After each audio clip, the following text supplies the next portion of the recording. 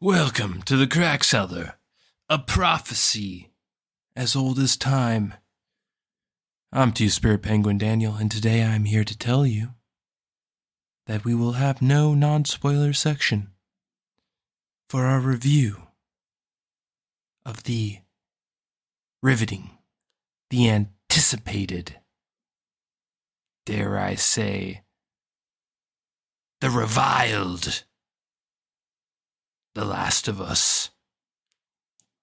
So, if you have not seen Season 1 of The Last of Us, or played the original Last of Us game, which are essentially identical in story content, you should probably turn this off right now, because we will be jumping right into the deep end today, gentlemen and gentle ladies. Now, on to the show.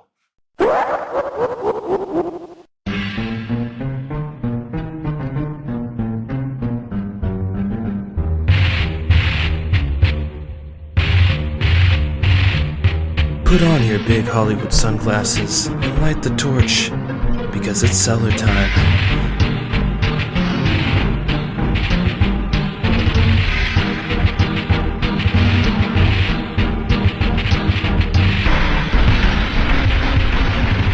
Welcome to the Crack Cellar. As the prophecy was once foretold, I'm Two-Spirit Penguin Daniel. And Resident Evil 4 did not release on time today. Broadcaster Nickels. What the fuck? I got a bone to pick. Let me tell you. Capcom! Capcom, I don't know what you guys are doing over there in Wiley, Japan, okay? But when you say a game comes out on a date, it better fucking come out no later than 10 a.m., okay? Oh, shit. Not 10 p.m. What kind of fucking bullshit is that? Not only did they screw me with 2 hours of a day, they actually spit in your face and they got it backwards. They said that the console people that all got it, like bought it physically, it was going to be there by the 24th, right? And they said the people that bought it on Steam were going to be able to play it a day early, or whoever bought it on the PC, essentially digital, was going to be able to play it on the 23rd, a day early, right? It's the exact opposite. Mm-hmm. So they lied. Anyways, it's just... Yeah. Damn, dude. It's weird when you delay a remake or a remaster. I don't really know. Is it a remake?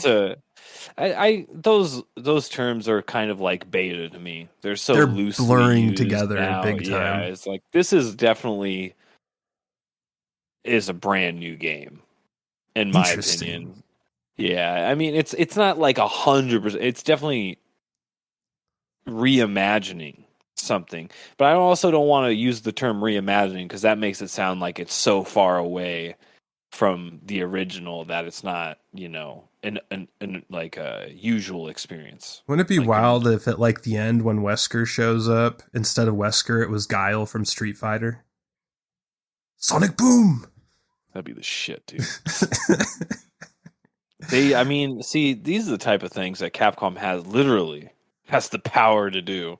They don't have the balls. They don't have the cojones. Nah, it's because there's no fun. Extra endings. There's no fun in the industry anymore. That's why. Like, it's just this cold, sterile, microtransaction-based hellscape. Do you imagine like this shack with just like this electrical noise coming from it the whole game? It's like locked at the very beginning of the game, and you're like, I wonder what the fuck's going on in there. And then like towards the very end, you find a fucking green and orange key that opens up the shack, and then it's just Zomba Blanca in there. Mm-hmm. Yeah, that would be too much. Talk about breaking the internet. Zombie Blanca would break the internet. He's just blending up some villagers in a blender and drinking it, and then he just leaps at you. I only drink smoothies. That was the Marvel vs. Capcom 2 reference for you kids out there. Indeed. And speaking of survival horror, today we are reviewing The Last of Us Broadcaster, a game I never played. And I believe you did, right? You did play The Last of Us, correct? No. No, okay. So neither of us played the game. But we did watch the first season, and like I am most. now 100% an aficionado now. No, totally. I'm sure it I was know a everything. 1-for-1 recreation of the game. I'm sure of it. But I'd say, before we go any further, I strongly, I could tell that the game's better oh, you think? already. Yeah, I already know the game's better. Well, I mean, but we're not going to go into spoilers just yet. But just speaking loosely, all Yeah. of the best episodes in this short 9-episode season, I'd say like out of the 9 episodes, there are like 5 really strong episodes. And I guarantee you that all 5 of those strong episodes were ripped straight out of the game without any bullshit. That's my guess. And then the ones that were a little bit more on the shitty end, I would put a couple $100 down that those are the ones that are less about the video game and more about Neil Duckman's ego and his virtue signaling. Duckman. Or I don't know, whatever the fuck that guy's name, and he's a total douchebag. It might be Druckmann. He's a bugman is what he is. Yeah. But you can tell that this game was inspired by Resident Evil. How God, it's so weird. Like, you look at the genealogy of zombie stuff. Like, it goes back to like the 50s with the first Dawn of the Dead or whatever, 60s, whenever that came out. And we've had so many iterations now. So it's hard to tell like where it pulls what from what, but just kind of the format of The Last of Us kind of reminded me of a Resident Evil game. The way the zombies are sort of designed, like, because this is not The Walking Dead. They're mutant zombies. Yeah, like there's different kinds of zombies, and The Walking Dead has like the standard fucking George Romero type of zombies. Yeah. This has the Resident Evil style zombies. This has the Las Plagas, so to speak, tying into your bitching about Capcom. Las Plagas is even a little modern. Yeah. Dude, you look at you, dude. You're forgetting your roots, dude. It's I'm forgetting my roots. Okay, dude, it's T-virus. Las Plagas is fucking new school, fucking Converse shoes. These kids don't have any idea, dude. Okay, boomer. Hold on, I need to pull up my Jinko shorts. As I'm like foaming out the mouth about those things before. These fucking sons of bitches. So we're starring the Mandalorian and the guy from Narcos, and God, what he's been in so much shit recently. Is there anyone else out there that is as prolific now as Pedro Pascal? That guy went from, you've never heard of him. Say his name one more time. Pedro Pascal. You've never heard of this motherfucker before, right? And then in the span of 3 years, essentially, this guy went from nobody to being the biggest A-list star in the goddamn United States of America. Well, dude, he hit it out of the park with fucking Mandalorian. Yeah. Yeah, I mean... What did he do before that? What was his big thing before that? Oh, yeah, he was Viper in Game of Thrones. The guy's eyes thumbed out. He literally did not have a real role until Game of Thrones. Like, he did, I think he did Mexican TV or something indie stuff or something. But yeah, his first big role was on Game of Thrones 5-6 years ago or whatever. And since then, he has just become prolific. Pedro Pascal, when he was younger, he was in some shit that we've watched. We just didn't know he was there. Because I remember really? someone told me he was in something, and I looked it up. What was it? And he was the boyfriend of somebody in a show we watched when we were 10 years younger. 10, 15 years younger. Interesting. You know what? You're right. This dude's been acting in American shit since the 90s. I am totally wrong about that. But none of it, it's all stuff I don't watch. He just was kind of like a nobody face for a long time. His breakout role was Mandalorian, to be honest. I mean, even the Game of Thrones role as the Viper, I mean, he was cool. He was a cool guy. That was right when he was starting to come out, people wanted to know who that was. But Mandalorian definitely cemented him as God, like, dude, that was 9 years ago he was in Game of Thrones. Dude, yeah, we're in dude, a time vortex. I feel like that was like 5 years ago. time dilation, dude. Yeah, you're right. And he was in Homeland, and I watched. What's He was only Homeland? in one episode of Homeland, but I definitely saw that. So I've To be seen a him before, I terrorist in guess. Homeland. Yeah. All right. So either way, no one knew who the fuck he was till Game of Thrones, and now he's the it guy. What are you thinking about him now? Like, is he sort of falling into like the Tom Cruise thing where he just plays the same character and everything? Do you feel that Yeah, way? for sure. He played the Mandalorian in Last of Us, dude. Like every Hmm. single one of his lines, I just heard the Mandalorian, dude. He used the same creeper voice. Same, Yep, yeah, same he exact did. things. Yeah, it's kind of weird, man. The thing I like him the most out of everything I've seen him in is that Nick Cage movie, Unbearable Weight of Massive Talent. I actually thought he was great in that, Now he but has range. in The Mandalorian, it's like he's a voice actor. So like I almost don't even count that. In The Last of Us, he's like doing a real life impression of the Mandalorian. And like what's the other thing? Wonder Woman 1984. He's Oh just like a God, fucking I don't even know how to describe him. Like he's like a flamboyantly gay 1980s TV show host. yeah. It's like, Narcos he was all right in, but I was not really super impressed with. What are you thinking about him right now? Like, are you on board with him being basically the number one star of Hollywood? Because that's what it seems like is going on right now. I mean, he's good enough. I mean, TV just. I mean, I'm not. I don't consume enough entertainment to really tell you. I'm just kind of out of it. I just nitpick and watch things here and there. I think most things are crap. Probably a lot of stuff he's a part of. So, He actually has a pretty good track record with shows, honestly. yeah, He's been in a lot of good stuff. I don't But know. He's good. I mean, I haven't. There's nothing terrible about him. I I like think he's one of him. those guys that doesn't open his fucking mouth. He probably Yeah. has a bunch of terrible opinions I don't agree with, but Well, you know what? He that's probably pretty much doesn't. all of. Yeah, at least he doesn't open his fucking mouth. Yeah. So what do you think about him in The Last of Us then?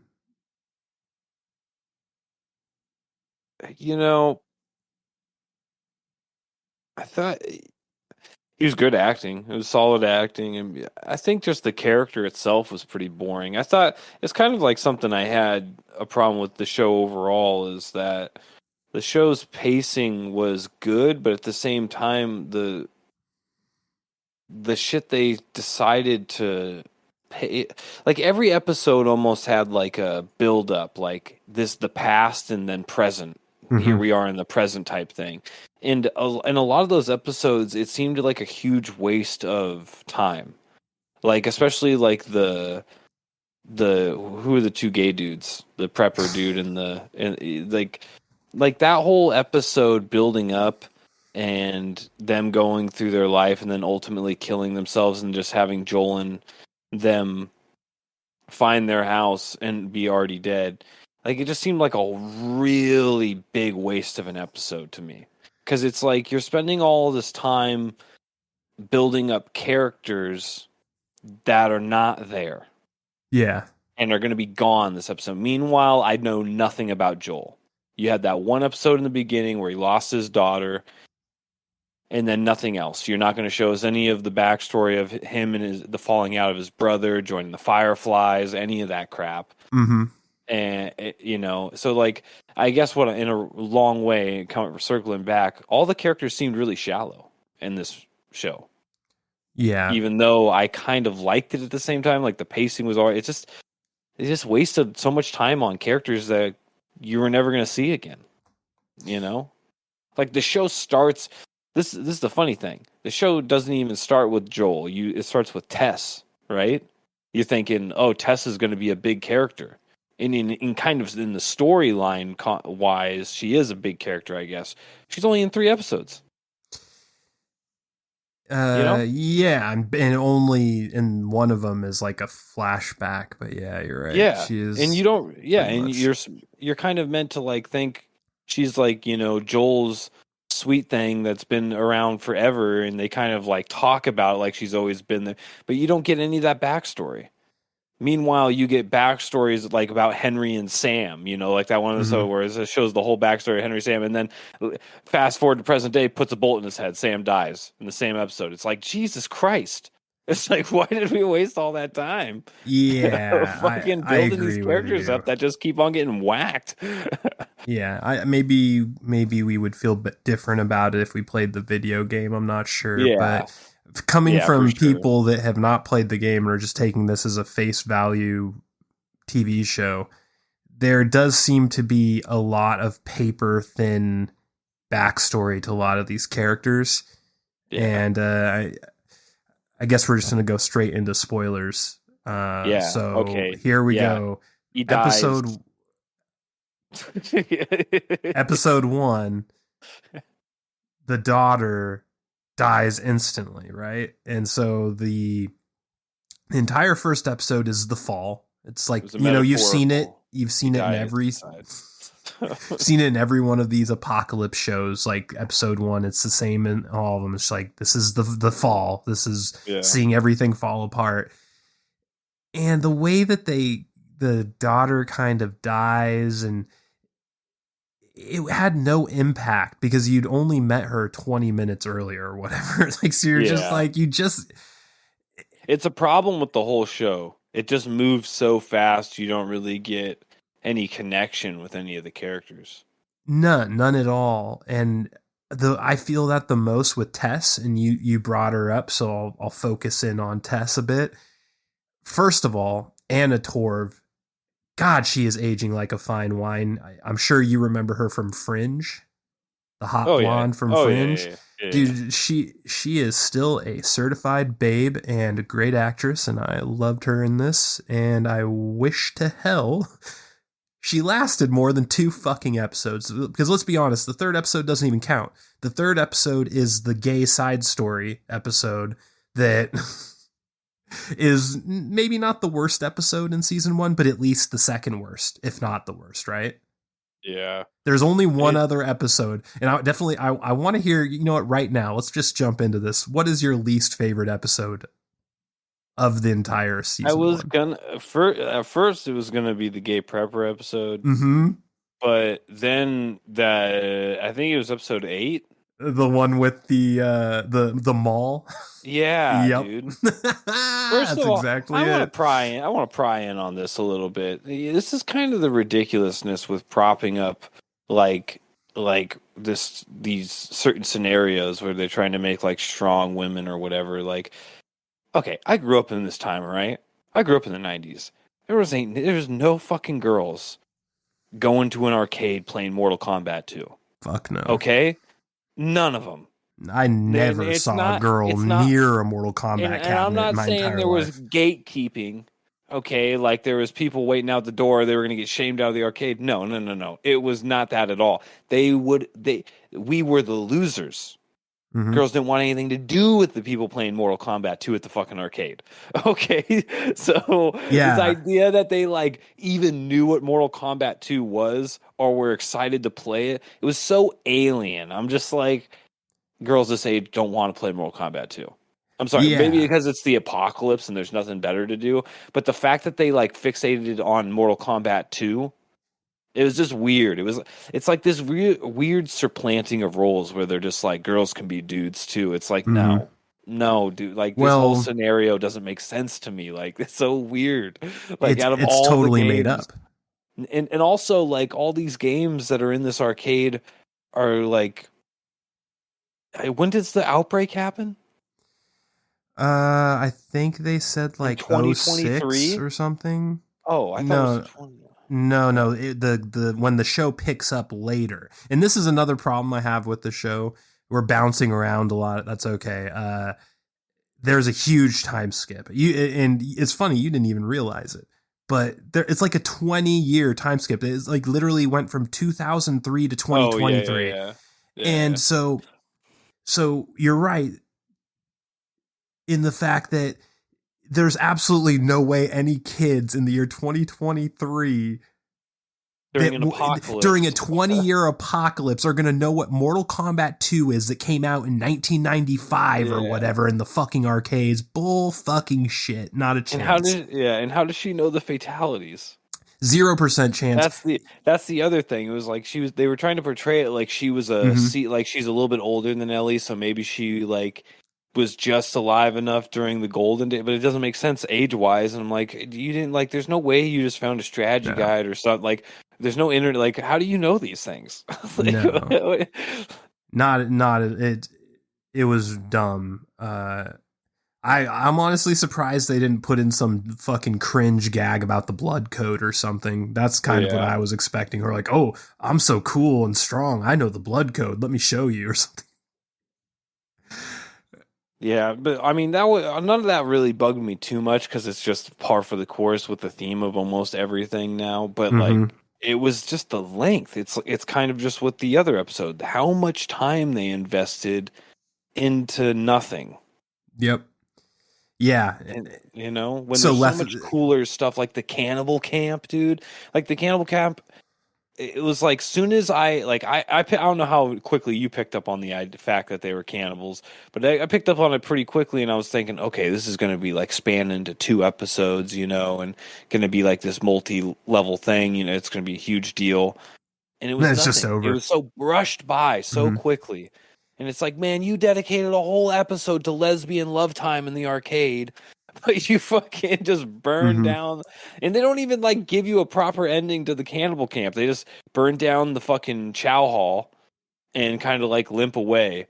They don't like none of the other villagers were watching you just like take out their whole like crew and burn down their fucking pantry. Like, what? Yes.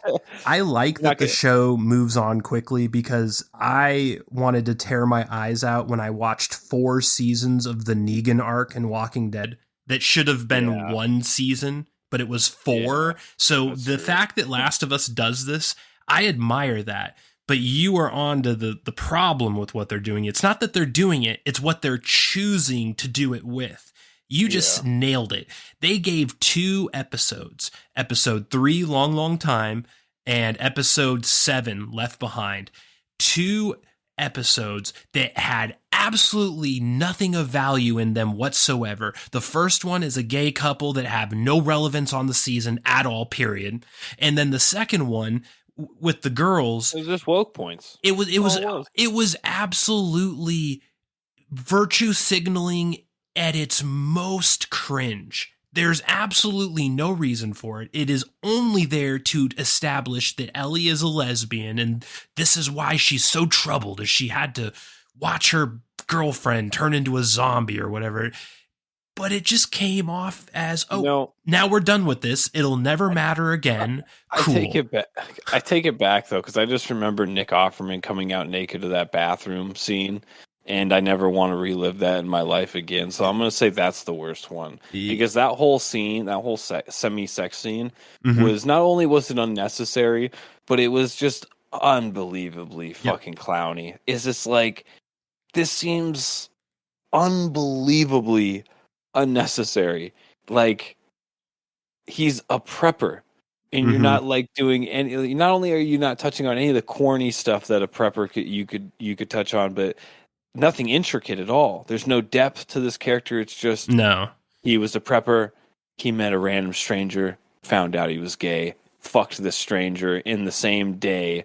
It's just like, dude, like what? Like there's no medical care. Like any logical person, no one's fucking some strange dick that just rolls up out of the fucking field dirty. Like what, dude? Yeah, no way. Especially a dude with a beard, like with like a half a brain, dude. They're just like, yeah, sure. I'm so lonely.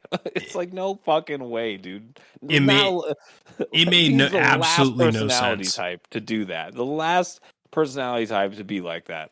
Yeah, it made absolutely no sense. I fucking love Nick Offerman, and it really bums me out that he took this role because it's ruined him for me. Like I'll never be. I heard it wasn't even like that in the game. No, and that's one thing I do know about the game because I talked to someone that played the game about this episode. And I was like, so is it true that this is from the game? Because this felt like something the SJWs threw in here for virtue signaling purposes. And he's like, no, it's not in the fucking game. They're all fucking lying about it. I'm like, well, why would they? Because so many people were lying about it being in the game. Like everywhere on Twitter, everywhere I looked, it was like, no, this is from the game, you bigots. You're just all bigots. It's from the game. And I just like, it doesn't feel like it is. I talked to this guy. They're like, no, dude, it's not in the game. Not at all. And I'm like, then what are they talking about? And they're like, dude, there's this one corner of the house of Bill's house where if you zoom in on the camera, you can see a blurry magazine that might be construed as a gay porn magazine, but it's so like out of focus and blurry and inspecific that you can't be sure if it's actually gay porn. It could just be some like bodybuilding magazine. Like it's very nondescript and it's not anything specific. And they base their entire argument. Yes. So they declare this episode canon based off of that. That's so unreal. Yeah. They use that little bit of evidence to dedicate a whole episode to it. Yeah. Fuck, they say, give an inch, they take a mile. You give an inch, they take 500 light years with that shit. Get the fuck out of here. Yeah, dude. But fucking... All right. Yeah, I agree with you, though. I think Long Time was the worst episode. I think it's real close to Left Behind, though, the other one. I really gave it extra points or extra negative points just because of how it ruined Ron Swanson for me. Like one of my favorite TV characters of all time, Ron Swanson, Nick Offerman from Parks and Rec, legendary character. And that's just ruined now. Like he talked about him getting out of the shower naked and coming up to the bed. That scene made me uncomfortable. Dude, I know. I'm not usually thrown off by those type of scenes because they're usually just funny to me. Mm-hmm. But like that one, like it really disturbed me because like it felt like you were tricked into watching a snuff film, right? But it also seemed like fourth wall breaking because like Nick Offerman has never seemed like this type of guy. And he's also playing a guy that doesn't seem like this type of guy. And also in the scene, he's coming off like he's not this type of guy. Like the whole lead up to it. Like when he's in the bed, he looks so meek and he's just like, I guess I'm going to have sex with a dude. Mm-hmm. It's just like, I guess this is happening. Yeah, it's fuck. It just made me uncomfortable. I was just like, I really wanted to fast forward through it all. I'm just like, I looked at the timestamp, I was like, when does this end? Yeah, no doubt. And the thing is, like the episode, even if you take all this crap out that we're talking about, it's still a bad episode regardless. They're just adding sprinkles on top of the badness with this shit. There's absolutely no relevance in that episode, period. None of it matters. You can completely skip. No. Episode 3 will not change the show for you at all. Yeah, you would never know that it was an episode. If you like accidentally skipped it, you wouldn't detect a hole in the storyline at all. You'd have no idea. Yeah. And it really was fruitless in the end too, because like you think you'd go there and like it would be like that episode where they stock up on all the shit they need, Mm-hmm. And like they're going to be set, and then there's going to be an episode where they lose it all type of thing. It wasn't even that. They barely took anything. They took a truck and some undisclosed supplies in the back of the bed. Mm-hmm. They didn't take any of his arsenal of weapons or ammo or anything like that would help them a lot. Right. And this is another great example. So we spend an entire episode on this nonsense. Medical supplies that would have came in handy later on in the series. We have this nonsense episode that has no relevance. They spend an entire episode on it. And then the next episode after, it time skips 5 states. So like in episode 3, they're still on the East Coast. Episode 4, nothing's happened in episode 3. So basically it's episode 2 to episode 4 is the real transition because episode 3 has no relevance. From one episode to another, they go from New England to Kansas City. Yeah. What the fuck happened between? Like what? You could have. How about you take that driving on the open road, dude? You could have taken that episode and just done a montage of the trip from the East Coast to Kansas City. But instead, they show a bottle episode of a gay couple and ruin Nick Offerman for everyone. It's just like, what the fuck? So yeah, I agree with you. That is the worst. I just want to be clear. It wouldn't matter like all that stuff we don't like about the episode if that character would have ended up being something. Like at least he would have like stuck around for 3 episodes or something and played like a pivotal role in their journey going forward or something like that. But it wasn't. No doubt. If Nick Offerman and let's just write an alternate ending to that episode. Instead of him killing himself with the boyfriend that he met in the whole his trap, he trapped a boyfriend. Yeah. Let's just pretend that he queer in a hole and fell in love. Let's just live with a little swan, a little piggy, a little piggy cat.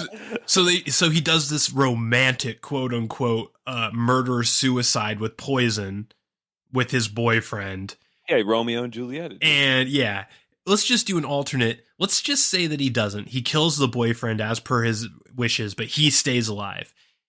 This instantly makes the episode relevant because then when they get there, he's alive and Nick Offerman can be like, I have nothing left here anymore. I'm going to join you and I'm going to help you. And then it would be a threesome, those 3 characters. And it could have been amazing. It could have been great. For sure. You would have had this unnecessarily super gay backstory, but still you would have had the most rich character in the show other than Joel himself as a main character all of a sudden, replacing Anna Torv, who they killed off way too fast. Yeah. But no, he's dead. There's no point, and we move on 8 states and skip to episode 4.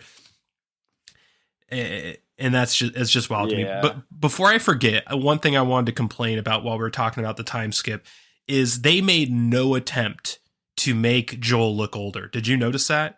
Joel from 2002 and Joel from gray hair. Dude, that's all they did. They gave him gray highlights. He literally looked 2 years older instead of 20 years older. What can you really do though? Because I mean, like, in order for those type of time transitions to work, you have to have like an older person and then make them look young. Exactly. That's what you do.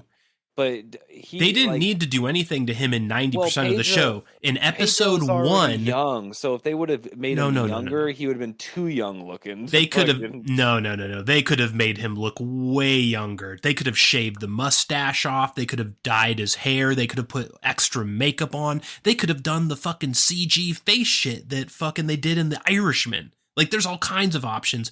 All they had to do was make him look younger for one episode. They didn't need to make him look older for the other 9 or the other 8. Just make him look younger for that first episode. They made 0 attempt to. Like, 0. Yeah, they didn't give a fuck. Dude, I can forgive that on a 5-year time skip. Even a 10-year time skip, I can be like, all right, whatever. But 20 years? You can't gloss over 20 years like that. Gloss over. Know, it's funny, too, because if you look at, like, the other examples of people aging, like the gay couple, they aged way more. Nick Offerman and his boyfriend aged way more in those when you see the 10-year time lapse. I mean, that motherfucker went from running a mile and fucking Nick Offerman sweating, eating strawberries together and almost fainting to a 10-year life where the motherfucker goes to a wheelchair. He went from running to a wheelchair. Yeah, he is like Stephen Hawking all of a sudden. They couldn't do that with Joel. Talk about the depth there too. Like, they couldn't even give you a disease. They couldn't they didn't even bother telling you what was wrong with that guy. They're just like, he was the healthy one and now he's not. Ha ha ha ha ha. Looks like you can be fat and still live long anyway. Like, I feel like that was the message they were trying to send. Like, don't worry about it. You're gonna die anyway. It's a real positive message. But getting back to the positive, the first 2 episodes, other than the bitching about the time skip and the non-aging and all, like sort of the glossing over Joel's daughter. Yeah. I can forgive all that. And I think the first 2 episodes were great. Like, overall, I thought they were really good, especially the second episode, which I basically call the Anna Torv episode. You see Joel and her just and her character's name is Tess, just kind of like doing the Walking Dead style shit, like going through old buildings and getting ambushed by zombies and like, all that cool stuff. And I really like the way that they sort of introduced the clicker. I don't know if that's like a big thing in The Last of Us, but it felt like a big thing in the TV show when the clicker showed up. And there weren't very many zombies in this show. Like, honestly, there's only a couple, and most of them were hero zombies. Did you notice that? Most zombie shows have a bunch of like nameless horde zombies. This one had a bunch of like hero zombies. Yeah, well, I think that I haven't played the game, but I'm pretty sure that's how the game is too.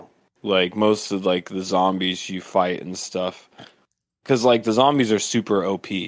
They're way more powerful than you, so it's like you kind of avoid them at all costs, and like and there's also the mutations and shit like that you pretty much can't win against. So it's kind of like I think they did it appropriate, because a lot of zombie movies they get that shit the scaling wrong, because like it doesn't matter who the fuck you are, if you're Rick Grimes or fucking Hulk Hogan or fucking Joe Biden, dude. It doesn't matter. If there's fucking 20, even 10 zombies around you and even maybe 3 other people, you're done. The chances of survival is like you not getting bit or not getting overwhelmed or, not missing shots until they get close enough to fuck you up is just so slim in reality, right? So when you see these movies where they're like fighting off just hordes of them, right? Just hordes with infinite ammo, it really is unimmersive, like you're just. Yeah, so I definitely liked what they did there in this show. Like, they're very far and few between, and then if you do set one off, you're pretty much setting the potential of just instant death. So you just run. Yeah, in a lot of ways, this show feels like it's the anti-Walking Dead. It does it fixes every big problem I have with The Walking Dead. It kind of introduces a few of its own problems, but they're kind of like missteps of their own choosing, which I guess is always how it is, but they're all novel till they're not, right? They all get long in the tooth. And I loved the first season of Walking Dead, too. Yeah. First season of Walking Dead was fire. Oh, for sure. I mean, dude, I still remember seeing, like, that half-bodied chick in the lawn when Rick Grimes wakes up and he's just, like, thinking about wasting a bullet on her. I'm like, damn, that's heavy. Hell yeah. So what did you think about everything past the governor sucks? What was the question? What did you think about the whole, I guess, the beginning arc with Tess and Joel? Because that was probably my favorite. It's either my favorite part of the show or second favorite. There's a part at the end I really like too, but I think it's my second favorite. Because I think the cannibal camp's my favorite part. Yeah. That's where the show like kind of peaked quickly and went downhill, but it's still the best part. Yeah. So the first 2 episodes, they just kind of like had a lot more like soul to them. Like I don't, maybe it was just because you were inside a living quarantine zone and there was like smuggling and you were like learning who all the characters were and stuff. It just felt like there was a bustling world that you were getting introduced to, and then you quickly got ripped out of it and into this really desolate world, which makes sense. But from it's not just like the environment and the setting was desolate. The storytelling became kind of desolate too. So, for sure. So after the Gayscapade episode, we time skip to Kansas City. Kansas City, the gays. Where'd you get that salsa? Kansas City. This was sort of the beginning of the sort of second version of Last of Us. I mean, except for a 9-episode season 1, it feels weird to separate it like that, but I feel like the first 3 episodes were its own thing, and then it turned into a different show, episode 4 to 9, as soon as they get to Kansas City, basically. What did you think about the Kansas City arc? So it spans 3 episodes, I think. Yeah, Kansas City is pretty 2 much episodes. from No, when 2 they episodes. get to the blockade Mm-hmm. and find out about well, I don't even know what you call them. They're not fireflies. They're just like rebels that overthrew the Fedra Mm-hmm. quarantine zone in Kansas City. What did you think about this little 2-episode arc? Because I Waste of really time. okay. So a lot of people were telling me this was going to be one of the best parts. So like I was talking to a bunch of people about this show as I watched it because I have a bunch of friends that actually played the game. And one of them specifically told me that this arc in Kansas City was like one of the best parts of the game. So like when I started watching these episodes, I had unusually high expectations just because of what they told me. And the first episode especially was an absolute snooze fest and had so many plot holes and contrivances, and there's absolutely no context to what's happening, and it just felt so weird.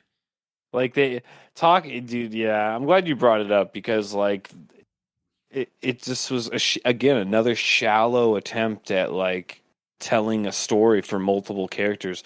Like this, what was her name? The leader of the rebellion who like Kathleen. Kathleen, right? So it's like her brother was supposed to be this big badass or whatever that everyone looked up to or whatever, who was killed or turned into Fedra by Henry because Fedra promised Henry some medicine to save his child with leukemia. And I guess it turned out good. But nonetheless, it's just like they don't show you any of that. That's just told to you.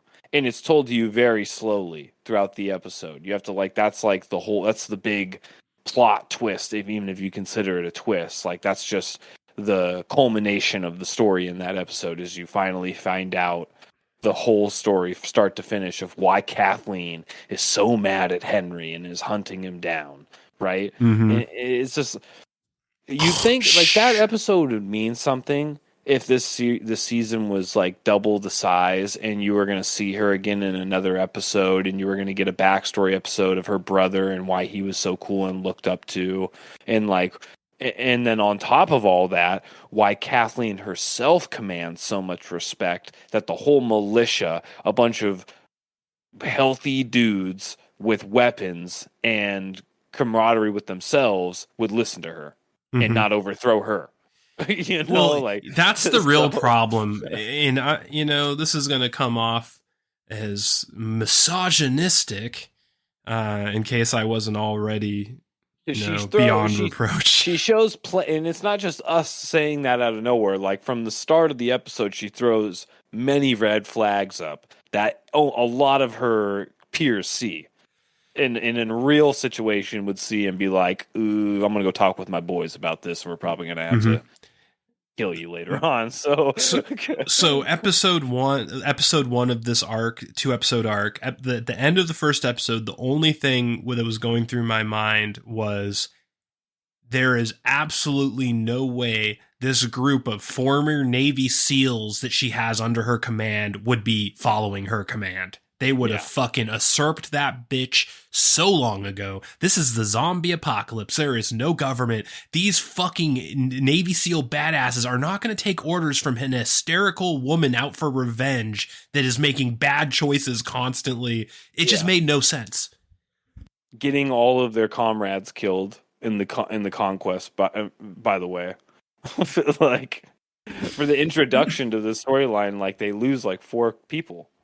Not even in the conquest to find Henry, just from Joel. And she pivots. She's like, kill him too. Hunt that motherfucker down too. It's just like, whoa. And they just do it like lapdogs. They're like, yep, I guess we'll split up the little men we have and go hunt that stranger down too that we shot at first. And then the episode also ends with like a small world syndrome, which really has more and more become a pet peeve of mine for movies and TV and video games, is that there's just this sort of laziness in writing now where people the vacuum is too small. Yeah, people will just meet each other. Like, you'll have characters, and this isn't just this show, this is lots of shows where like these characters that like live 500 miles away from each other, but they'll just so happen to run into each other at the perfect moment for some plot contrivance. Yeah. And this episode ends with was his name Henry, the guy who's hunted, the most wanted man in Kansas City? Yeah. Whatever that fucking guy's name is, and his little brother or cousin or nephew or whatever. It's his son. They just so happened to find Joel and Ellie on the top floor of a giant skyscraper in the middle of an abandoned city. Get the fuck out of here, dude. That's bullshit. Well, it also doesn't make sense, too, because they go out of their way to, like, show you what Henry and Sam are doing up until that moment. And the story would make you think that Henry and Sam headed out to their next hiding place way, way before Joel and Ellie got to that tower. Because Joel and Ellie got to that tower at nighttime and hiked that whole flight of stairs at nighttime, right? And went to go sleep, like God knows what time in the middle of the night. And when it flashes back to how Henry and Sam got there, well, it doesn't even show you how they got there. It's just that, like, it essentially insinuate what time of the day they headed out to eventually end up there. And it was, like, at the beginning of the day. So, like, when they say they have to leave that place because they're out of food and, like, they're looking for them and, like, they're talking about going to the next spot, which ultimately is the tower, that's, like, in broad daylight. Mm-hmm.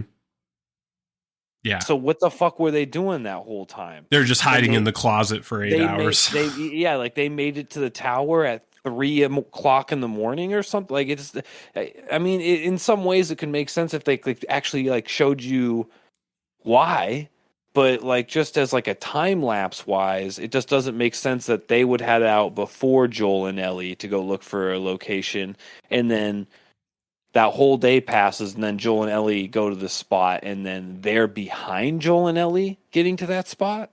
Mm-hmm. It just doesn't, like, time-wise, it's just really ludicrous to me. Yes. It just didn't make... I thought when they woke up and they, like, had the guns pointed on them, I thought they were already there.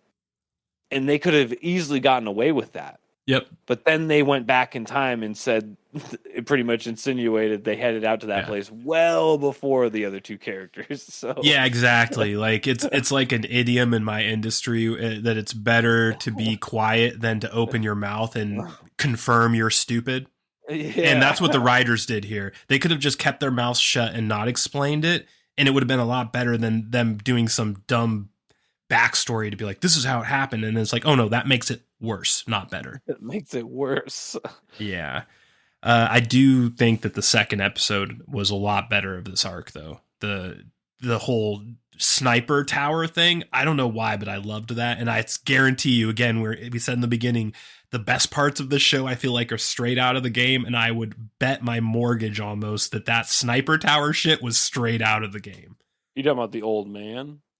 I'm talking about, well, yeah. So like after all right, let's take a step back. You're talking about like once they get past the wall and they're in the neighborhood and like, right, yeah, bragging about how no one's there. Yeah, but before we get to that, I also want to point out how ludicrous it is that he had the need to stalk these people that could be super dangerous to enact their help to escape. Right? He's like, oh no, you're strong, you can help me escape. And then the escape tunnel they go through had no zombies in it of any kind, and it was just a fucking chance for them to talk to each other while they did a walk and talk, dude. Well, they make fun of it even before they get there because Joel's like, then why the fuck do you need me if it's empty? Well, that's called that's a writing term called hanging a lantern on it. It's not as long as you joke about it, then it makes it not bad. But I see that shit. That's bullshit.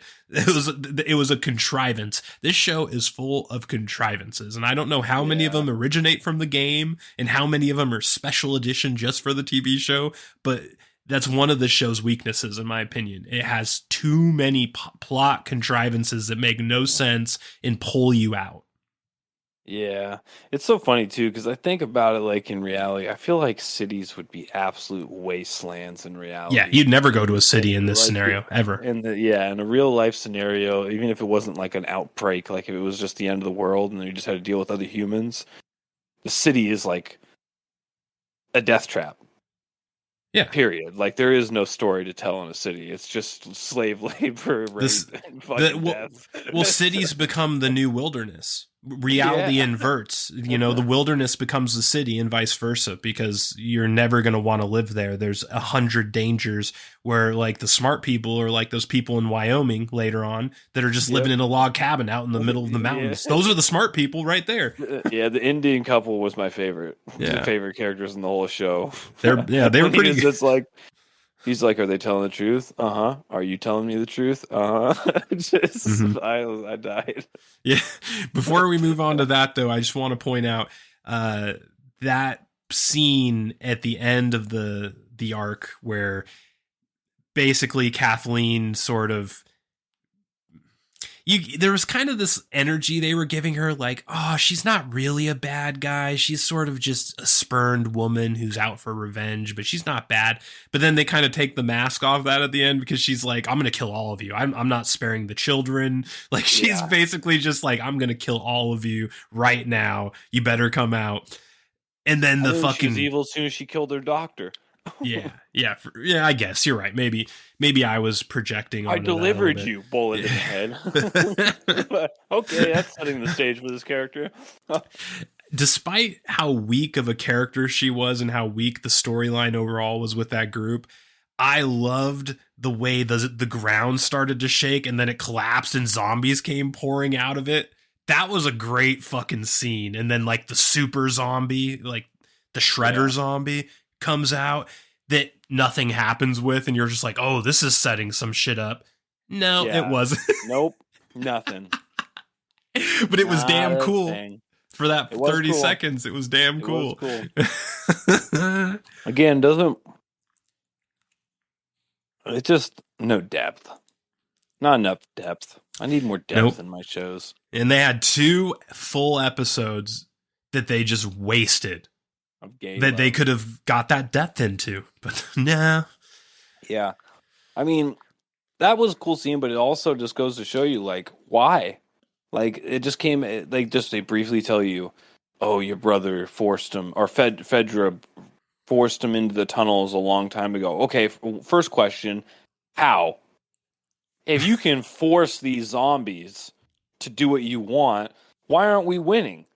2, they just festered down there the whole time and you guys knew about it and just stayed there? What? Yeah, none of it makes sense. You're right. Like, the writing is so weird in this show. Like, sometimes I think the writing is great, and then other times I'm just like, what the fuck? And I'm sure the writing wasn't that bad in the game. I'm sure they explain it, like, in the game a lot more. Like, the chick only knew, like, maybe only 2 people knew, you know, and they were just keeping it hush hush. But, like, in the show, they make it sound like it was like this known rumor that had been around for a while, and they just realized it was true when they saw the ground caving in that one scene. And then they say, well, let's keep this between us 2. It's just like, wait a minute. It's like, okay, I can understand, like, you guys keeping it between you 2 for your small group of people, but, like, how did you guys force that large of a group of zombies or cordyceps monsters underground? I mean, how much time has passed since then? There's no one around that knew about that back then? That hasn't been talking about it, saying, yeah, maybe we should get the fuck out of town. No one's doing anything about the fucking problem underground. Yeah, it's nonsensical, and no doubt, like, beating a dead horse a little bit, but why the fuck are these people in Kansas City? They should be out in the goddamn woods. They should be anywhere but Kansas City. Yeah. Even take the underground horde of monsters that you're sleeping next to. Just take that out of the equation. You should still not be in Kansas City. Yeah. It's just it just makes no fucking sense. No, dude. But the show does get a little bit better after here. This is sort of where things get a little bit more interesting. I call this the Rocky Mountain arc. The Rocky Mountain. The Kami Mountains of of Rock Springs, yeah. Wyoming. And again, see, Rock Springs got a shout out there. You saw it on the map. Yep, I did see that. Yeah, I did see that. Yeah. So we have another huge time skip, or not time skip, travel skip, whatever you want to call it. They go from Kansas City at the end of that episode. Boom, they're in Wyoming. So like they travel multiple states, at least a couple states, and a lot of distance, and there's just no coverage of it. It's just like, oh. And on one hand, I do appreciate that they're not dwelling, but it's like, you don't need to dwell. How about you just like do a little bit in between? We have 2 episodes that you could have fucking taken to do that, but you refuse to. And instead we're immediately up in the snowy mountains. And we have our reunion with Joel and his brother that we was very cagey about before. All we knew is that he became a firefly and then bounced. That's essentially all we knew about him. We find out that he's made a little bit of a life with Michonne from The Walking Dead. And that's Michonne? No, I was making a bad joke. I was like, holy fuck. If I see a black chick with dreadlocks in a zombie show from now on, they're Michonne to me. Dude. And almost every black chick had dreads in the show. I don't know if you picked up on that, but every black woman in the show had braids. Yep. Yeah, it's not racist at all. Not racist at all. Well, racism aside, it's unoriginal as fuck. It's like, okay, yeah, everyone wants to be Michonne, I guess. Yep. Yeah, there's a couple angles you can take with that for sure. So yeah, we have this whole episode with him in this new town, and the entire time I'm watching this episode, and this was an okay episode. It wasn't like the best or the worst. It was kind of like a real true middle ground episode because you had some real development with the brother, Tommy, and all of a sudden you kind of understanding what happened, why Joel is so butthurt about it, because he kind of got abandoned and he just thought that his brother like died or got kidnapped, or he had all these dark thoughts about what happened, but really his brother just ditched him for a chick and went west into the mountains without him. So it created this really weird energy that I kind of liked. It wasn't expected. You kind of expect like, oh bro, hey bro, let's be friends and let's do this quest and everything's on the up and up. Instead of that, we kind of get this sort of like seedy, like, oh, you kind of betrayed me. Wait a second. No, you kind of betrayed me. Remember when you did this back in the day? And you betrayed me for a commie. I love, that was my favorite part of that episode. It was just like, Joel's just like, you mean communism? And he's like, no. And she's just like, yeah, we're commies. And he looks back at his brother. Hey, like he didn't realize he married a commie. Yep. Like, oh. He's like, oh shit. I married a commie. Yeah. I like this episode for the most part, but the one thing that kind of was just a little voice in my head yelling the entire time I was watching it, like, why are they not just setting up in a house right now? Like, this should be the end of the show. Literally, they come across this fucking god tier self-sustaining society in the mountains, the best place to be in a zombie apocalypse, just so perfect. Happens to be where his brother was at. Just so happens to be run by your brother's new wife. She is the leader of the place, right? Did I get that right? Or am I making that up? She's the leader, right?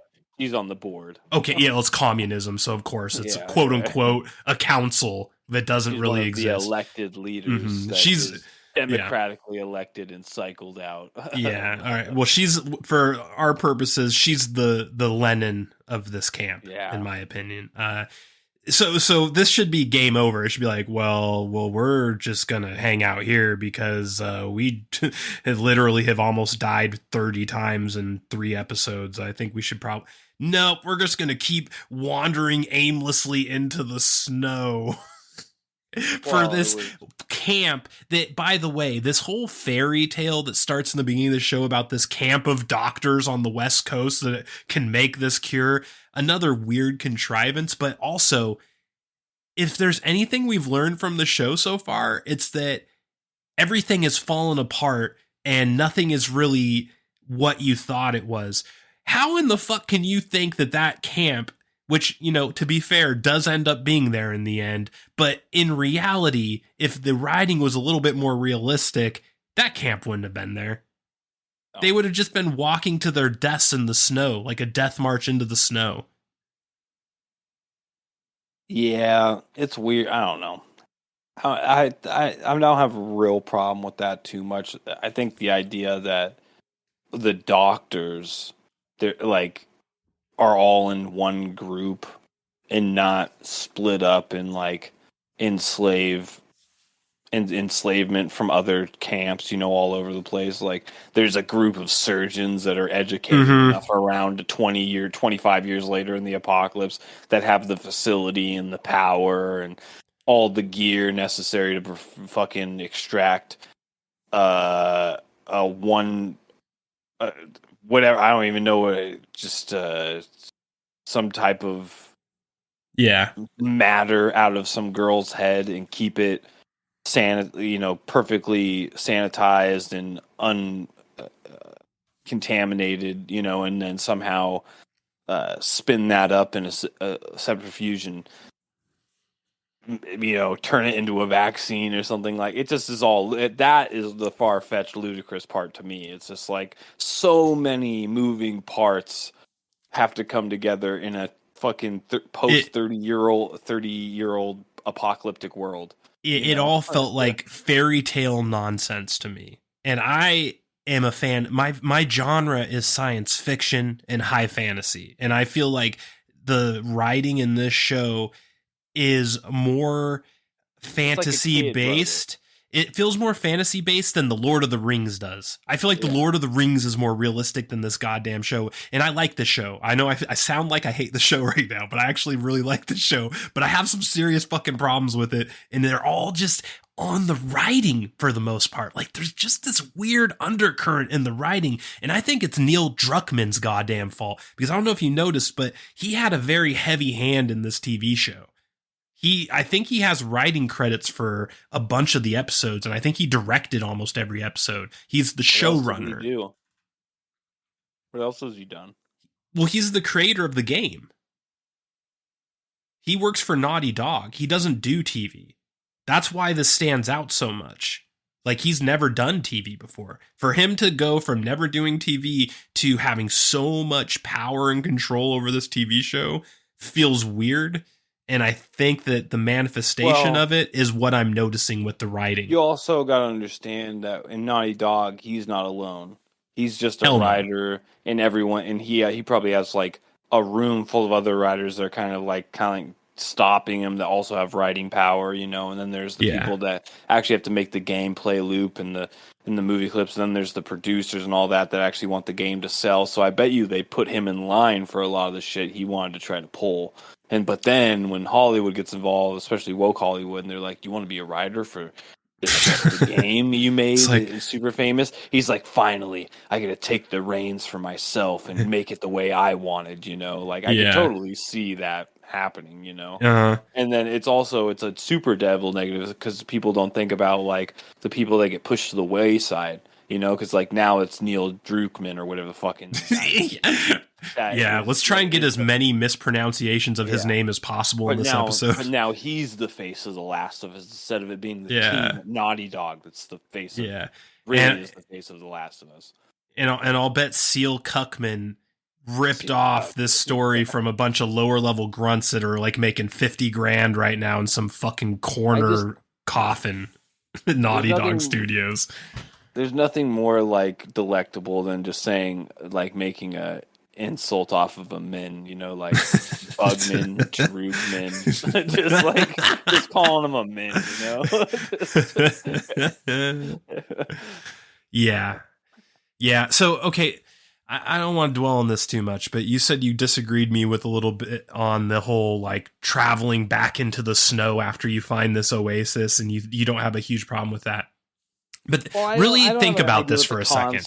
Because it's like that's like fantasy, like that's selling the story, like there does have to be the carrot, and sometimes it does seem you have to suspend the disbelief. So like going off into the winter into snow-capped mountains, getting on the other side to a paradise facility or something seems crazy, but I mean It's It not. it doesn't just seem crazy, it is crazy. And here's my argument, okay?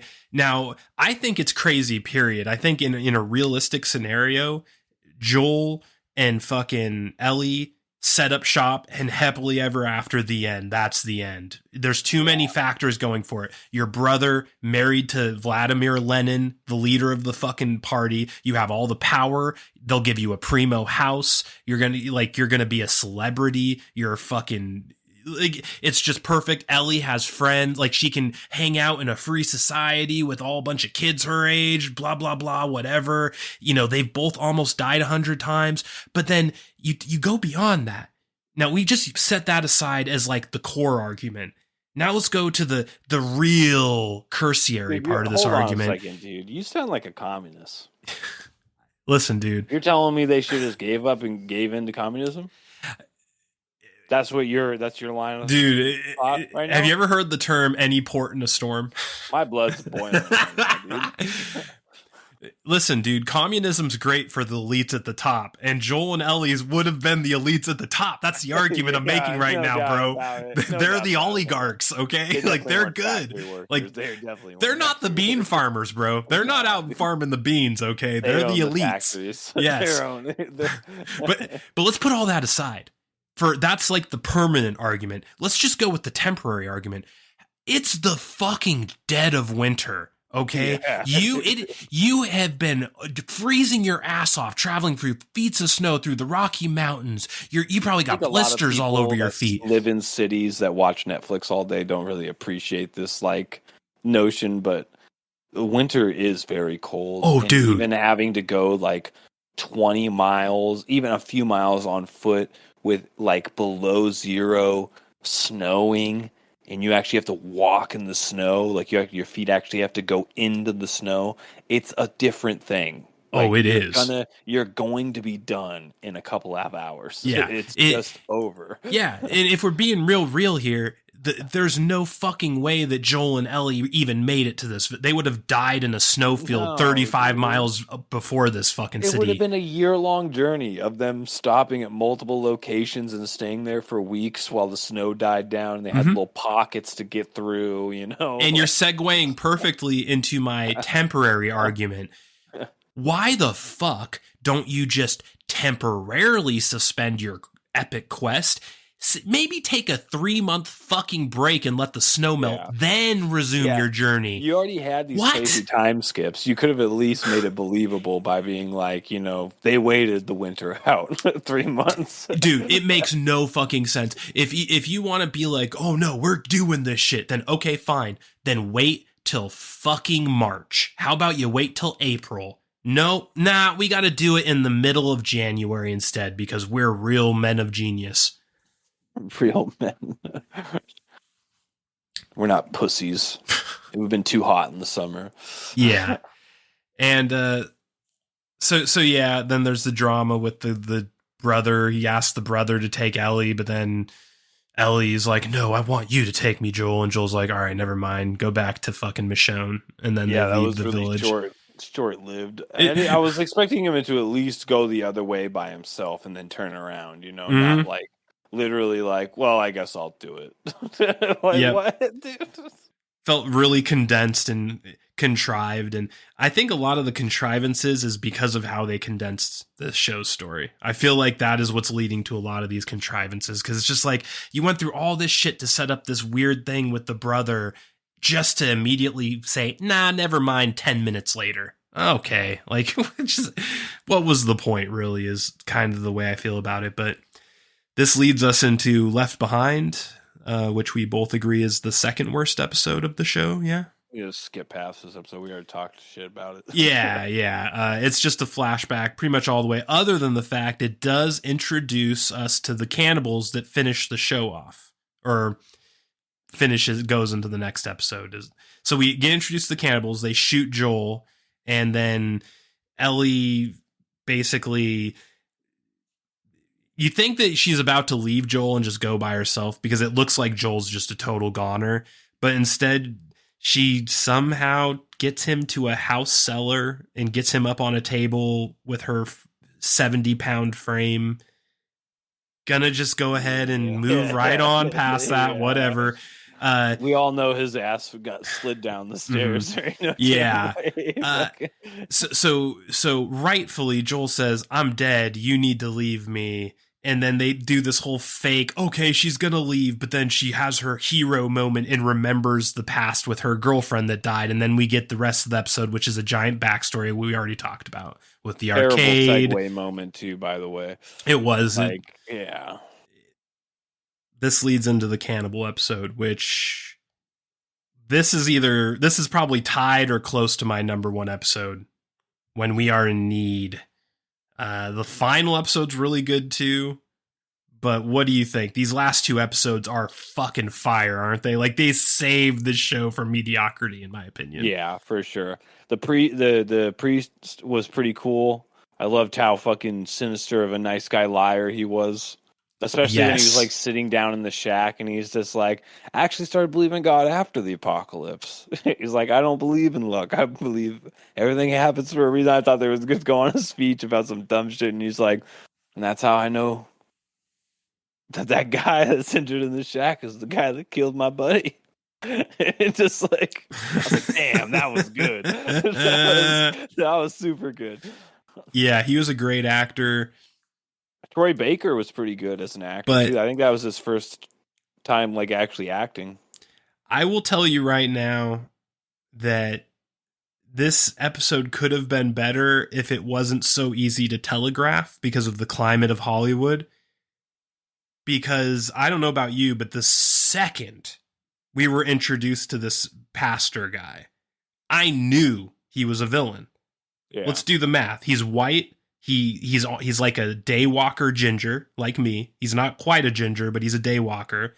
And he's holding a Christian Bible. That's 3 strikes and you're out, buddy. Like, it was so obvious that he was a villain.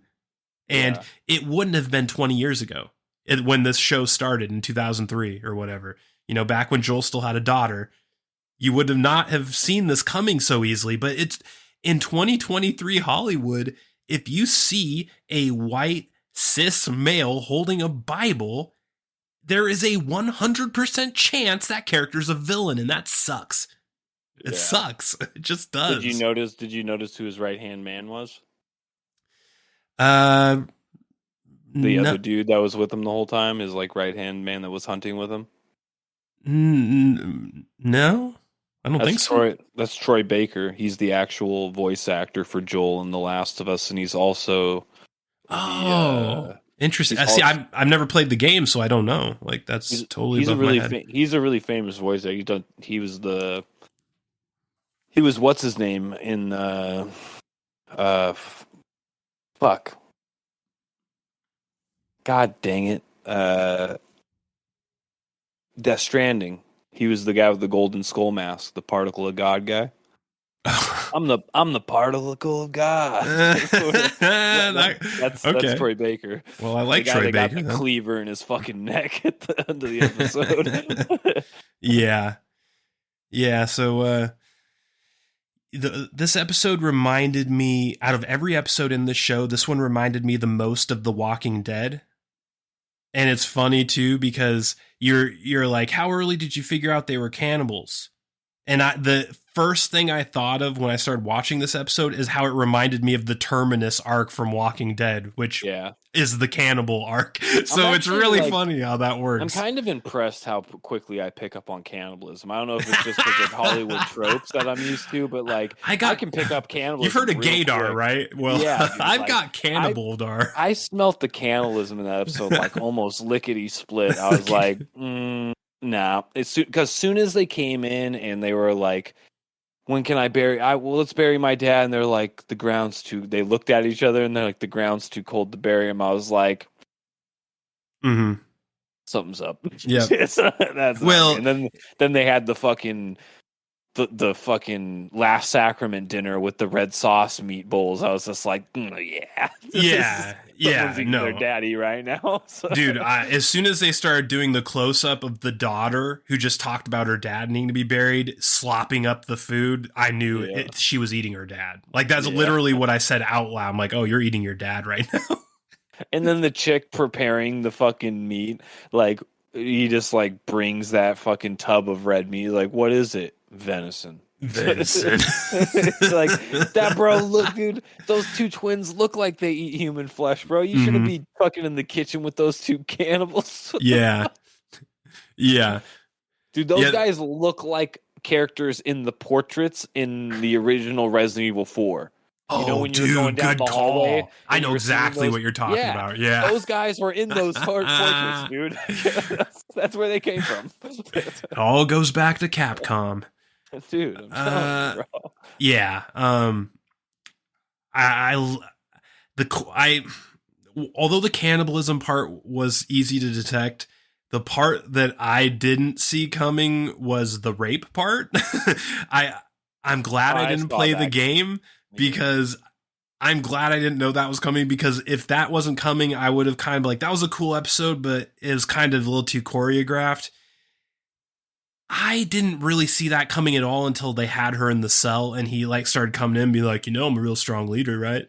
You could be too, like when he started doing that shit, that was when I was like, oh dude, he's going to fuck this little girl. I was like, he wants to make this little girl his cult bride. I picked up on it because that was the only reason why he didn't want to eat her.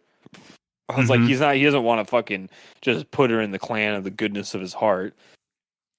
He wants to procreate with this fucking girl. Yeah. Like, so it's very clear that he wants to make her his like Waco style child bride number 5 or whatever the fuck he has going on there. Yeah. But the real fucking great part of this episode to me was how it ends with her escaping, the place getting set on fire, him cornering her in the middle of like Sephiroth style flames. Yeah, dude, that was weird. And he's like burned to death in this building raping you. Yeah, I guess. He's not like, we're gonna go to my cabin and get to raping. He's like, oh no, we're going to be burned alive while I'm raping you, Diablo style. Like what? Yeah. Like that, dude. It was so, and this is where like the nonsensical writing kind of works in the show's favor, because it was so wild that he was doing that in that situation that I fucking loved it. It was riveting. I'm like, this motherfucker is 2 inches away from flames and his dick is hard and he's going for it. Like, what? What the fuck? I loved that. That's fucking wild. It was one of the wildest things I've ever seen. Like, I've seen plenty of rape in cinema history. There's lots of rape to go around in cinema history. That pause was a little slow, so I'm not gonna lie. I've seen plenty of rape. Pause. That was a good 2-second pause there, man. You got to work on that one. In cinema history, there has been plenty of rape. Now, what I'm saying here is that this was a unique rape. This was literally combining the sacking of Nilhogg from FF7 with just straight up religious fueled rape, and it was beautiful. Sacking of Coruscant. It was like no doubt, that was an ass pounding, no doubt.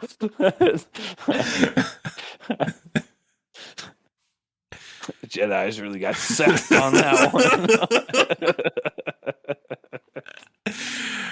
Yeah, that was just like, I would have never expected to see that scene. Like, a lot of stuff was choreographed, the cannibalism, his sexual interest in her, lots of things. But then when it gets down to the nitty gritty, you don't expect it to be like that. Like, it was just wild as fuck. Like, that dude, he was so into Ellie that he was literally willing to be burned alive while he came. Like, that is dedication to rape that you do not see very often. That doesn't really surprise me too much, dude. People that bottle that shit up, dude, they're crazy psychos, dude. They're willing to do anything, dude. That boy probably was like believing in God for fucking 10 years out in that fucking cold, desolate area, dude. I saw eyes on Paula Poundstone Jr. And oh my God. I was like, I gotta give me a slice of that. That's how I call, dude. What's her name? Paul Poundstone's a real person. No, I'm talking about the girl that plays Ellie. Oh, yeah. She was what's her name in Game of Thrones. She was Oh God, she was in Game. Oh my She was the God, I kid. forgot she was in Game of Thrones. You're right, she Yeah. was. Ugh.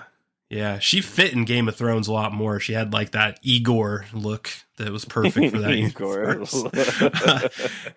But after the failed rape attempt by our totally not a villain white cis Christian male, she walks out of the house, and conveniently Joel shows up right in time to not save her, which is just kind of like, okay. That scene bugged me a little bit because I'm like, dude, this guy's still fresh with a stomach wound, and she's just giving him the double elbows, like, get off of me, and he's just like, no, just giving her like reassuring, chill, like he'd be in like fucking pain, dude. He'd be like, yeah, like on the ground. I do really like that scene though, other than the unrealistic, like her punching him in his fucking open stomach wound crap, and also the small world syndrome of like, oh, Joel happens to be right outside the door you just ran out fleeing your rape. Like, again, that type of shit bothers me, but the acting in this scene was so good that it kind of redeemed it for me. And I'm not a fan of this girl that plays Ellie, but this was the best acting from her in the entire show. Like, sure. I really believed that she just survived a violent rape attempt by her acting. Like, it was good. It was on point, in my opinion.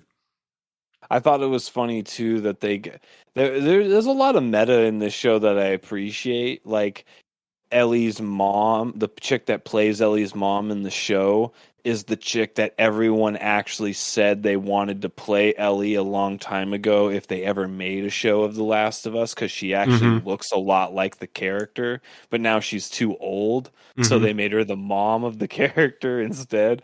I thought like that was all, that was pretty cool. They got Troy Baker, the voice actor of Joel, to be in an episode, or 2 episodes actually. Yeah. I thought that was pretty cool. For someone that never played the game, you have a lot of meta knowledge of it that I have no recollection or idea. Well, I mean, the game came out on the PS3, dude. I mean, did it really? Yeah, dude. Oh, I thought that was a PS4 game. Holy shit! I think The Last of Us 2 was a PS4 game. Wow. Okay, I didn't realize it was that old, but it makes sense. I could be. I'm pretty damn sure. I'm pretty sure The Last of Us came out on the PS3. Yeah. So anyway, we have another. We're the end of the white cis male are bad episode, and we are now entering the finale, where they finish the journey.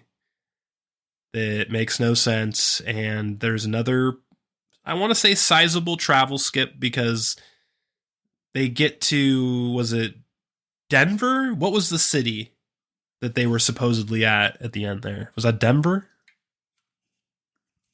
Oh, God, that's a good question. I think it was Denver.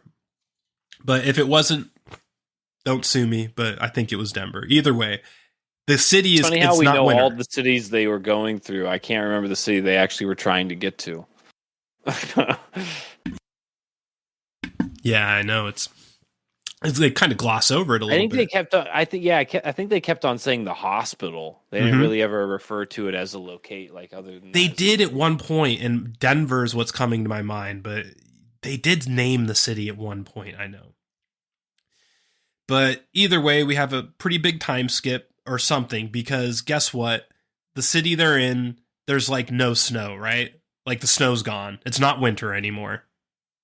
Yeah. So they have their coats off, and So we either have a major time skip / travel skip / something, whatever you want to call it. This is the 3rd or 4th time it's happened in the show, arguably, depending on your definition. So a lot of that going on. Then we see a weird CG giraffe that they feed Jurassic Park style. What'd you think about that? That was a total Jurassic Park riff, dude. I saw that. I was kind of cool with it, but at the same time, I was like, you guys ain't no fucking Jurassic Park. Get the fuck out of here. Yeah.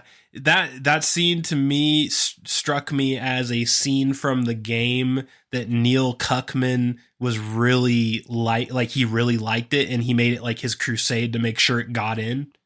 Because it just felt out of place. It felt kind of pointless. And also, it looked bad. Like, the CG didn't look good. It looked like, TV CG. And when you compare all the other effects, like the practical effects they did with the zombies and shit, it just looks bad compared to all that. So I feel like there was a conscious decision made to put that in, and I'm guessing it's the favorite scene from the creator. He's like, no, this is going in. I don't care. This is going in. Probably. Neil Druckmann seems like a fuck. The Drook seems. Hadouken seems like a real fucking bugman, you know? Yeah. Drookman seems like a real bugman. He seems like not the life of a party. He seems like one of those guys that would like get you like insufferable, you know, like get you to drink a really expensive bottle of wine that you didn't want any business with, and then finally when they get you to have like a cup, they tell you like an hour long fucking ballad about how the wine bottle made it to that table, you know? It's like, Jesus fucking Christ, and you chug it and they're like, whoa, we don't chug it. Yeah. Definitely. I think you just fucking nailed it. That's the Drookman. He has no friends. He has no chill. He has no self-awareness. Because I'm pretty sure that guy went on a tirade, right? Like when episode 3 and 7 came out and people were like, this is boring as fuck. And they're like, big hit. Mm-hmm. I don't care what you think. Go cry about it in a corner. It's like, cool. One of those guys. Yeah. I've never played Last of Us, but I've heard legends of the douchebaggery of Neil Druckmann many times. This is my first time actually experiencing something he had a part in, but I've heard legends of him just being a total douchebag in the past. So I'm not surprised. And I think you probably characterized him pretty well there with the wine. Yeah, the wine shit. It's weird now. I'm starting to like get an idea who this guy is, because like how much I know about the first game and how much I know about how the second game subverted the expectations of all the fans. Because Last of Us 2 was really divisive. Like people people don't consider it nowhere near as a masterpiece as the first game, and it was reviewed great by the critics. The critics fucking loved the fuck out of it, didn't they? It really makes me wonder how much of a hand Druckmann had in the first game and how much he had in the second game. I'll bet way more in the second game. Bet a lot on it. And that's why I'm not really super excited about season 2 of this show, because it's going to be part 2, the game. And I've never played it. We don't know yet. No, we do. Sure. Druckmann went on Twitter. No. Druckmann went on Twitter and he said, "Get ready, bigots. I'm doing a totally game identical version of part 2 for season 2. We're not changing anything, bigots." Yeah, that was him on Twitter like a week ago or something, I want to say. So he's loving this right now because he knows how much all of his advice. He knows like everything that's about to happen is the antithesis of what people complain about. Yeah, he knows that right now he made one of the worst sequels of all time that all of the fans, mostly, not all, but most of the fans hated. Like the user score for Last of Us Part 2 is super low. It is not a liked game. And he's watching this TV show boom in popularity, right? And he's like, see, you were all wrong. I am great. But what it is that he's recapitalizing on part 1 that people liked to begin with, and it wasn't the problem that people had. And now we're going to go into part 2, and he's like, I'm tricking them all over again. I'm honey trapping them with this great part 1, and then they're going to come into part 2 and be like, what the fuck? Yeah. He's getting off on it. It's going to be pretty funny to see that show without Pedro, because like that's pretty much what season 2 is. It's Joel's gone, and it's older Ellie, and more lesbian fun time action. There's way more of that. So I'm sure there is. She meets like a new girl, I'm pretty sure, in Last of Us 2, and like a lot of it's like romantic buildup between those characters. Yeah, So, I'm not even sure I'm going to watch season 2 of this show. Yeah, What I think I more and more I might talk about it, I'm like, this might be a pass. Yeah, I'm thinking what I might do is I might hold off, and then if a season 3 gets greenlit, then I might watch season 2 just so I can make it to season 3 and not be confused. But if it's just like season 2 then done, I think I might not even watch season 2. I'm on the fence. I'll wait for it to be done. Like, I mean, like with all series nowadays, I wait for them to be completely done before I consume them because, like, I don't know, I've said this 1,000 times. If I'm into a show, I can't just watch one episode and then wait a week. I fucking, and shit enrages me. So I just don't even start. I wait for shit to be done. Damn. So, like, just by nature of that, if season 2 ends up being bad, I literally will never watch it because I'll hear about it being bad well before I'll ever be able to truly sit down and watch it. So that sounds like a good plan with this show specifically. But so final episode, they get to the hospital that, you know, in reality 99.99999% chance isn't there anymore, but in this show it is. It's still there, and they meet this chick who's the leader of the doctors, and, you know, happily ever after, right? But you're like, wait a second, there's still 30 minutes left in this episode, so what the fuck happens? And then you find out that the doctors are evil and they want to rip Ellie's brain out to make the vaccine or whatever. And I kind of laughed at that part. That was my favorite part of the episode when I found that out. Yeah. I was like, the Palpatine came out in me. Ironic. Mm-hmm. And earlier in the episode, they choreographed this scene where Joel's like, you know, we could just, you know, turn back right now. We don't have to do this. Yep. And it's like he knew deep down. He did. What he knew is my argument from 2 episodes before, where they should have just stayed in that damn town with his brother. And that's like, what the fuck are we doing right now? He's like, I know the world out there is dark and not filled with good people.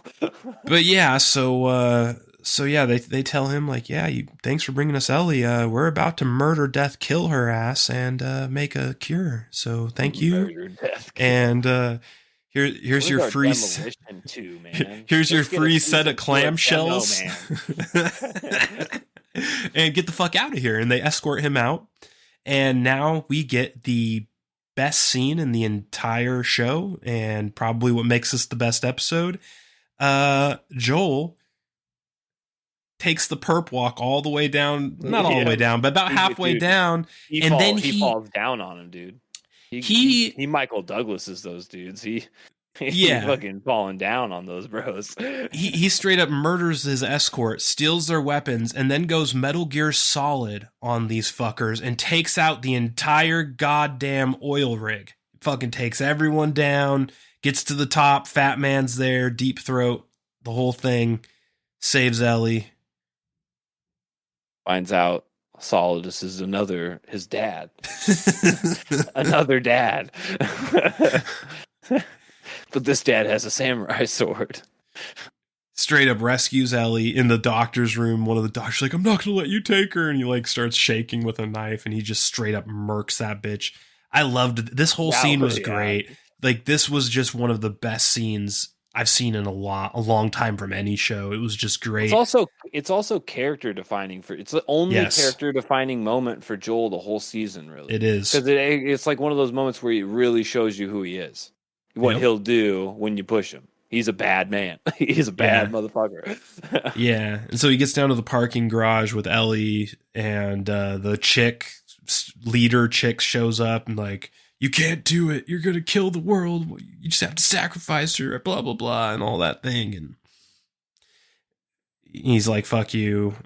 And then they kind of have a point, though. I'm not going to lie. When she was saying that, I was like, I mean, it's kind of true, but he is going to get eaten in fucking 5 years, probably. You know? But I still like Joel and his decision, and like I'm still on Team Joel here for sure. Yeah, definitely. I'm definitely on Team Joel. It seems like they're setting that chick up to be the villain next season. I don't know if she's in Last of Us Part 2 or not, but it felt like they were setting her up to be the villain next time around. The leader chick. Died? No, the leader chick. She didn't die. Oh, you got away in the end, like in the car garage. The the leader of the away. doctors. She got away. No, she didn't. She fucking got capped, dude. First, she got capped in the stomach from the gut when Joel was holding Ellie, and then like they completed the memory, like towards the end of the episode where he like walks up to her, and that's when she says like, you know, gives the line like, what, like if she'll be bad, like she'll die in 5-10 years, what does it matter, you know? And then she begs for her life real quick. She's like, no, don't, as he walks up to her, and she says, please don't kill me. And he's like, you'll just come after her, and then kills her. Puts a bullet right in her head. Okay, you're right. I remember it now.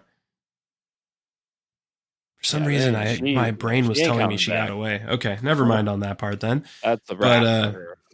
We also get the backstory with the mom that you mentioned is the original person they wanted to play Ellie. And I remember seeing her thinking she does. Fan theory. Like, that's where all the fans like wanted to play a long time ago before the show was even like a concept. Yeah, I remember seeing...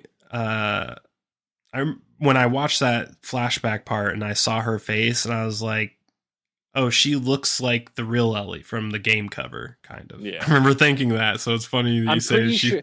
I'm pretty sure it's more than that. I'm pretty sure she is the model for the Ellie in the game. Like, yeah, they actually used her as the model. I thought they ripped off Ellen Page for that. No. Maybe. Well, Ellen Page thought that because Ellen Page tried to sue him.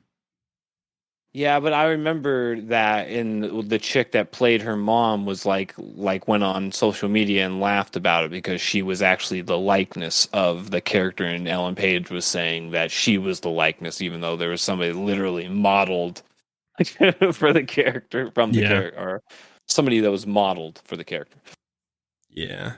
I'm pretty sure I'm not making that. I'm pretty damn sure she is the model for the original Ellie. Interesting. Well, so maybe even the motion. Because my brain's telling me I saw footage of her in motion cap gown, like she was actually the motion cap person too for the character. I gotta look that up. I could be making this all up in my head, but now that I'm like my brain's thinking about like going back, I'm pretty sure she was the voice actor, the motion capture, and the model for the character. So she is Ellie. Interesting. Yeah. Well, so Joel never tells Ellie what really happened. What do you think about that?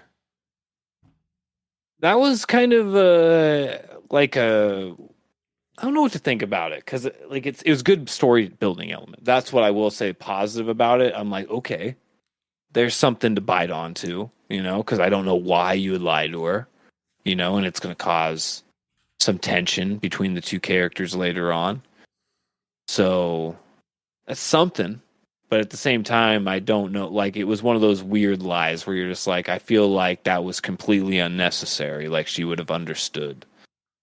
Or maybe you're just afraid that she wanted to die? Question mark? Like, yeah. It was a weird way to end the show because, like, I feel like you probably could have just ended the show with him getting to Ellie and then just ended it there. Or I guess if you really want to show that scene with what's her name, Marlena, whatever that the leader chick's name was. Marlene was the leader of the Fireflies.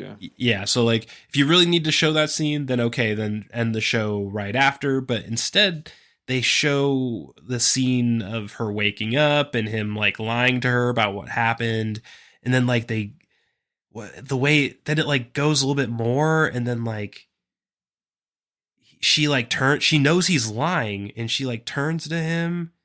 Like they're like, right, like they just start hiking again, right? Like it's just sort of like up and the journey continues type of moment where they're just hiking again. And she just like turns around and like, you're really telling the truth, right? And he's like, of course I am. Yeah. And then one of those, it's posed in one of those ways too, where, you know, she knows that he's lying. She's just trying to like gauge if he's willing to tell the truth about it. Like the Yeah. face alone at the end was just like, okay, so you're gonna lie to me, face type of thing, you know? Yeah. Yeah. And so I guess what it's setting up is that Joel's a liar, mean, bad, cis white male, and that Ellie hates him now because he lied to her. Or I guess that's what it, because there's no other point, right? That's my theory, is that it's slowly painting him as like not a genuine good person, and the bull dyke chick that's gonna kill him, you know, is gonna fucking be in the right. It really almost ruins the episode because it was so great up to that point, and then at the very end, they're just like, I told you Joel got pegged to death. Yeah. Would you believe me? I'm just kidding. By the grace of God. Yeah, so that's the end. She knows he's lying, and she gives like kind of a sarcastic okay, and then that it cuts, and that's the end of the show. And man, did that just leave a weird, unnecessary bitter taste in the mouth. You have this heroic rescue where this dude does something every girl in distress prays would happen for them. Every girl that's ever been raped in an alley or mugged, they just pray that some fucking Vietnam veteran Navy SEAL motherfucker comes in with dual wielding weapons, kills everyone, and rescues them. Like, that's what they all wish would happen.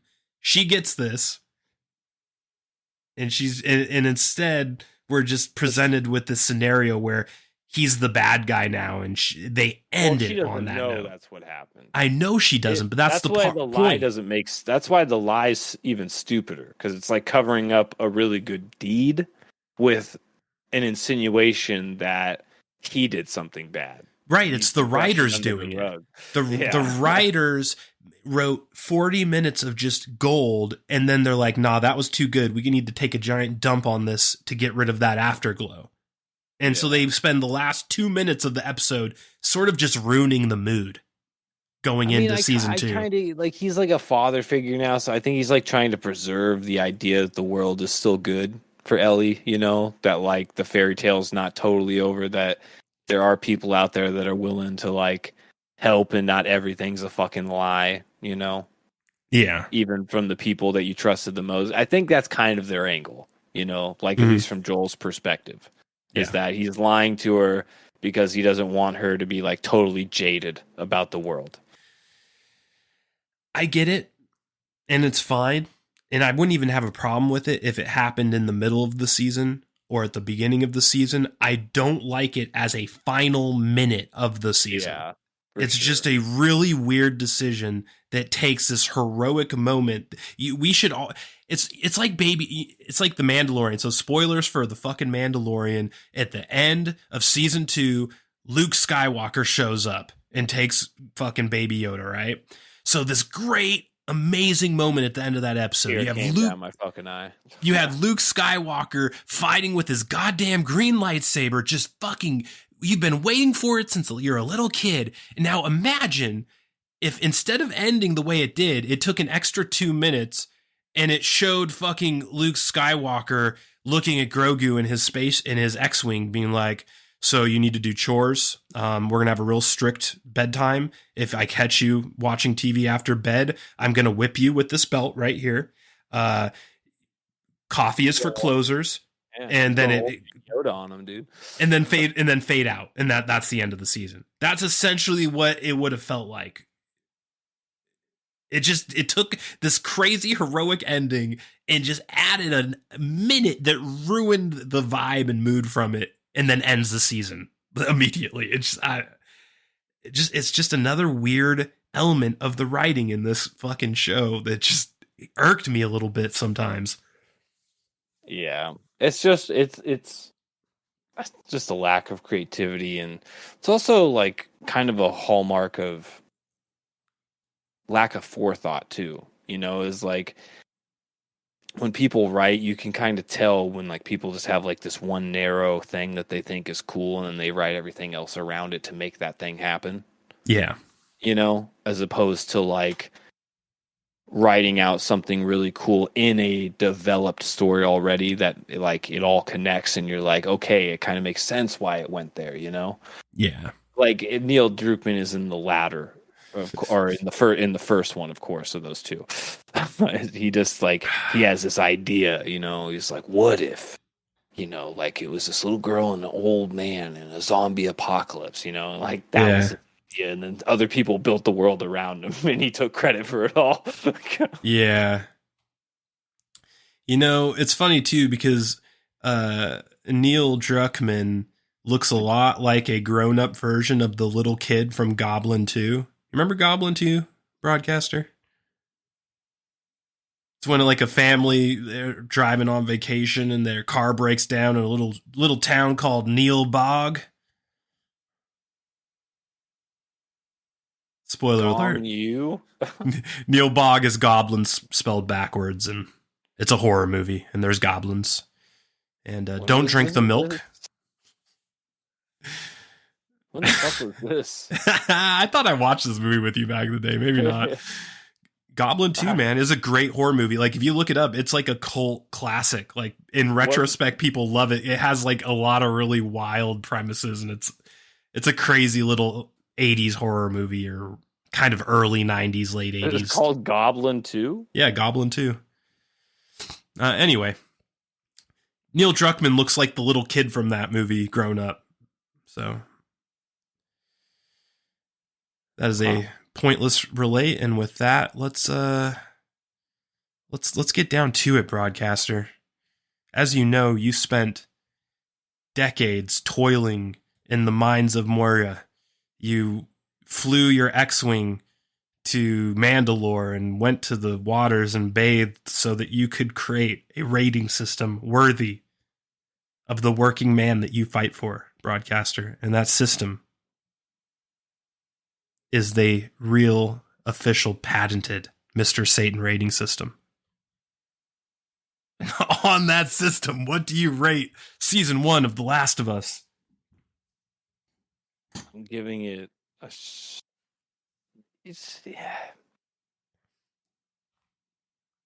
giving it a B. Got fucked by Al Pacino. I fucked giving it right down to it. It's just the show like had strong moments. I feel like it does, like in some episodes it deserves more than a B, but just the overall presentation, it's kind of mundane. It didn't impress me too much. In fact, there's a lot of moments where I was just like, the budget, the name, the actors involved, I feel like you could have done more. So much more. Especially like with the monsters. You have like this rich, cool like zombie universe that's unique with the cordyceps, and you only showed one real mutation and it was super short. He did rip the head off of that mercenary. It was pretty cool, but it's just like that was it. There's a lot of those moments throughout the whole series where I was just like, not enough of the good stuff and way too much of the boring, woke, waste of time stuff, like fucking 2 episodes dedicated to LGBTQ plus whatever a billion fucking relationships where they find it completely necessary to. I mean, one of the relationships was realistic, fucking Ellie and Riley or whatever her name was. That seemed like somewhat of a realistic relationship, but like fucking Nick Offerman and the other dude in episode 3, it was just so jarring and downright uncomfortable. I mean, like if you're gay or whatever, sure, but it's just like I can't imagine normal gay people, not people like championing like for everything to be gay, but normal homosexuals like normal homosexuals didn't find that scene uncomfortable. Straight people, it's just like, what is this doing for anybody? And also just for the overall presentation and package of the show, it is like there's too many moments like that really just plummet the score for this show. And it's a shame. It really is a shame because there's some really cool moments, and season 2 has a lot of potential to be cool. And there was a lot of characters that had potential to like make the series better. You know, like I'll point one out, like the officer in the Fedra zone when they did the flashback when Ellie was in school. You know, and that Asian officer dude that like seemed to really care about her, seemed like to be a father figure to her. Mm-hmm. Passed right by him. Never heard from him again. You know, like it would have been cool to see him like older and in the future if they ran into him or something like that and he was a side character, you know, all kinds of stuff. But instead, they waste time on relationships that go nowhere because the character literally die in that episode. So, I don't know. Yeah. That's why I bring it down the middle of the road. Yeah, I feel that. I'm going to give it a Peter Stormare, though. Wow, how dare you? I feel really conflicted about this show because you are absolutely right about everything you just said. And we agree on literally everything you just said, but I still give it a higher rank. And I think what it is it's the parts that were good to me were so good that they kind of just pulled everything else up with it. Like the fucking, we talked about it all already, but like there's like 3 or 4 scenes in this show that are just fucking god tier scenes of television. But there are some real holes, figuratively and literally, in this show. It's very uneven, but there's greatness there that it touches every once in a while where I gotta give it an A. But I totally feel you on everything you said. I see why you think that, and I kind of agree with you a little bit, but I'm going to give it a weak Strawmare, you know. Gilligan. I'm going to give it a 720p Peter Stormare. Yeah. Maybe 4080i. 4080i. Dude, it's great. I don't even think anyone knows what I is. Nope. Was it integrated versus polar? Interlaced. And with that, we'll close out. Cells within cells. Interlaced cells within cells. 480 pi. You're way off baseline.